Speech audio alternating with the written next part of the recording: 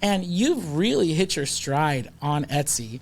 And so I want to know, what's your secret to just killing it on Etsy? Because you have, I think last I checked, you have something like 9,000 or a bazillion sales. I'll say that.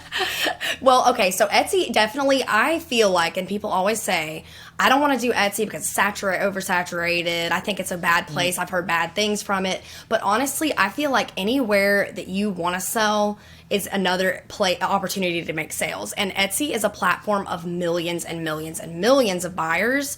Yeah, there's millions of sellers on there, but you have to find a way to kind of like get in your groove, find your spot, and look.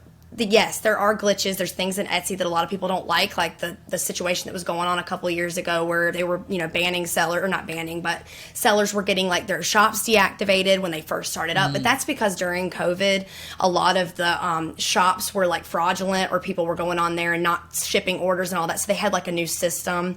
And so a lot, and a lot of people, I would be frustrated too. So I can kind of see where that would be, issue.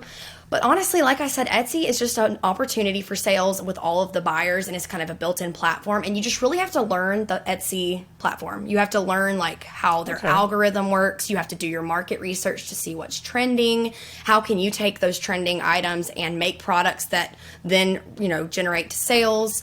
So it's just all in the, I've had a good experience, but I also got started in 2016 there too. So I have started a couple shops, I have one in the works that I'm starting here soon. And then I also have a digital shop on Etsy as well that's doing pretty good. So it's just, have to, you just have to kind of, like I said, learn the Etsy ways and just do your best. And I tell everyone, I'm like, you got to at least try it, I mean, if you have a bad experience, you have a bad experience, but I think it's worth at least trying for most people.